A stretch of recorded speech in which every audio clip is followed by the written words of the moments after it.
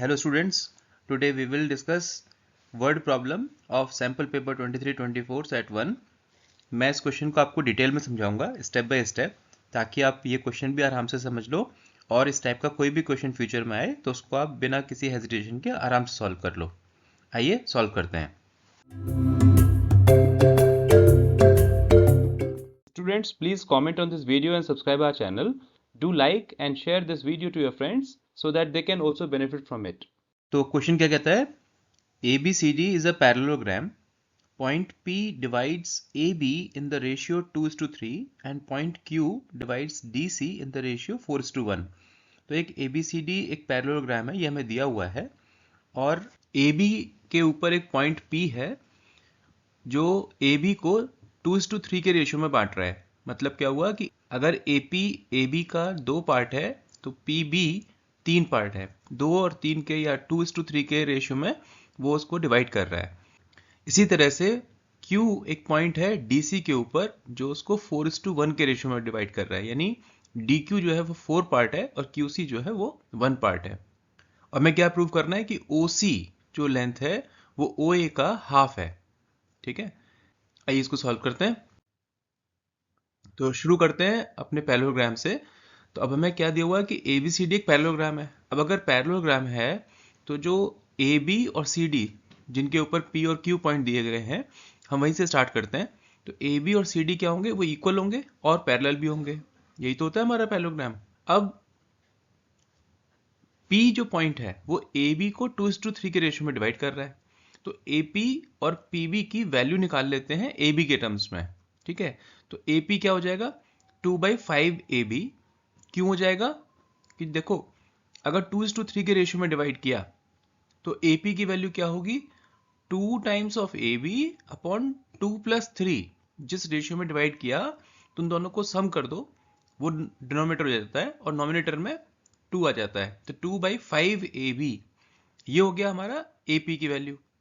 इसी तरह से PB या BP की वैल्यू क्या हो गई? 3/5 AB। ठीक है, अगर चेक करना हो इन दोनों को ऐड कर दो, क्योंकि AB क्या है? AP + PB। दोनों को ऐड कर दो, 2/5 AB + 3/5 AB। ऐड करके क्या हुआ? 5/5 AB विच इज AB। तो AP + BP इज इक्वल टू AB। तो हमारा ये रेशियो सही है। AP इज इक्वल टू 2/5 AB और BP इज इक्वल टू 3/5 AB। ठीक है, आगे बढ़ते हैं। इसी तरह से जो Q पॉइंट है वो CD को 4:1 के रेशियो में डिवाइड कर रहा है, इसलिए QD की वैल्यू क्या हो जाएगी? 4/5 CD। और चूंकि CD बराबर था AB के, इसलिए हम इसको लिख सकते हैं 4/5 AB। एंड इसी तरह से QC की वैल्यू क्या होगी? 1/5 CD, और CD AB के बराबर था इसलिए 1/5 AB। ठीक है, आगे नेक्स्ट स्टेप चलते हैं। अब हमारे पास दो ट्राइंगल्स हैं, AOP और OQC। इनको मैंने शेडेड से दिखाया है।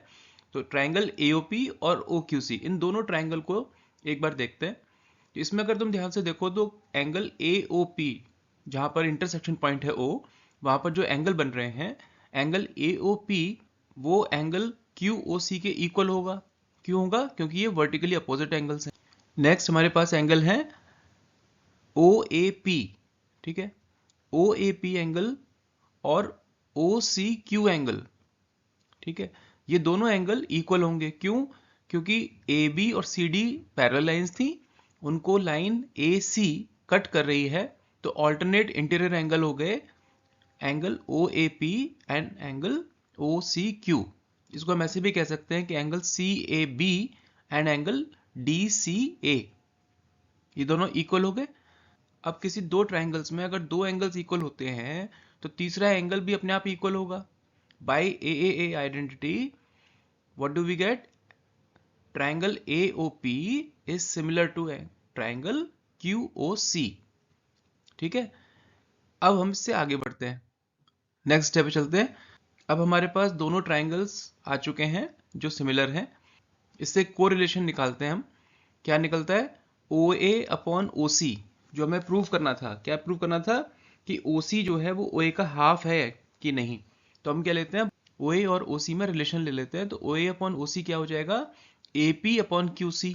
क्योंकि दोनों सिमिलर ट्राइंगल्स हैं, सिमिलर हैं, तो जो रिस्पेक्टिव आर्म्स होंगी उनके रेशियो भी इक्वल होंगे। OA अपॉन OC क्या हो जाएगा, AP अपॉन QC। और फर्स्ट पार्ट में AP की हमने क्या वैल्यू निकाली थी, 2/5 AB, और QC की क्या वैल्यू थी, 1/5 AB। दोनों को सॉल्व किया तो हमारा क्या रेशियो निकला, 2:1। इससे क्या निकलता है, OA is equal to 2 times of OC, और we can say OC is equal to half of OA। यही हमें प्रूव करना था, ठीक है ना। इति समाधानम। अब बच्चों इसको ऐसे समझो कि हमें जो निकालना है, अगर रिवर्स तरीके से देखो, हमें निकालना क्या है, OC OA का हाफ है कि नहीं, ठीक है। अगर हम OC को और OA में रिलेशन निकालना है तो हमें ऐसे देखना पड़ेगा कि हमें दिया क्या गया है, P और Q की लोकेशन AB और CD के ऊपर, यानी हमारे पास जो वैल्यूज निकलेंगी वो AP PB की या DQ QC की निकलेंगी। हमें प्रूव करना है OA OC, तो हमने इसलिए जब हमें प्रूव करना था OC OA का रिलेशन, तो हमने उसके जो रिस्पेक्टिव ट्राइंगल्स थे उसका रिलेशन निकाला, और वो थे सिमिलर। जब वो सिमिलर निकले तो उनके रेशियो से हमारी AP और QC के रिलेशन निकल गए। जब AP और QC के रिलेशन निकल गए तो जो उन्होंने हमें ओरिजिनल इंफॉर्मेशन दी थी कि P और Q AB और CD को डिवाइड कर रहे हैं एक पर्टिकुलर रेशियो में, तो उससे हमने AP और QC की वैल्यू निकाल ली थी पहले ही। उन वैल्यूज को हमने इस रेशियो में रखा और उससे हमारा OC और OA का रेशियो निकल आया, और वो हमारा हाफ निकला जो हमें प्रूव करना था, ठीक है ना।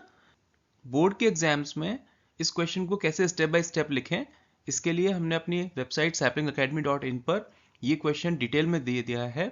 आप उसमें जाके पढ़ लेना, उसकी लिंक मैंने डिस्क्रिप्शन में दी है। आपको स्टेप बाय स्टेप क्लियर हो जाएगा, उसकी प्रैक्टिस कर लेना ताकि इस टाइप से लिखने पर आपके बोर्ड में फुल मार्क्स आ सके। इसके अलावा वर्ड प्रॉब्लम्स में अगर आपको मास्टरी करनी हो या ट्राइंगल्स टॉपिक के ऊपर क्वेश्चंस और चाहिए हो तो उसकी भी लिंक मैंने आपको डिस्क्रिप्शन में दी है।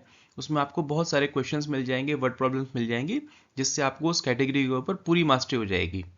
अगर आपको कोई पॉइंट नहीं समझ में आया हो, जल्दी निकल गया हो, तो इस वीडियो को रिवाइंड कर लेना और फिर से उसको सुन लेना। फिर भी अगर कोई डाउट हो, कोई क्वेरी हो, तो मुझे कमेंट में लिखना, मैं आपको उस पर रिवर्ट कर दूंगा। Student, this is the end of today's session. While we plan for next class, you go out with your friends, chill out and have fun. Bye bye.